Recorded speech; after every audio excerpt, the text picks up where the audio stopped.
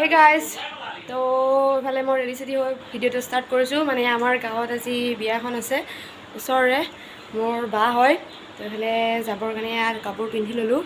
মুখৰ মেকআপ কৰা নাই বাৰু, কৰিম। তো চিম্পলকৈ কৰি লওঁ এতিয়া। ইফালে বৌ ওলাই আছে, তো আপোনালোকক দেখাম কেনেকৈ ৰেডি হওঁ, চাই থাকিব। ইফালে মই ৰেডি হৈ গ'লোঁ পূৰা। এয়া কমকৈ মেকআপ কৰিছোঁ, সৰু কাণফুলি এযোৰ পিন্ধিছোঁ কাপোৰযোৰৰ লগত মিলাই, ব্লেক কালাৰৰ।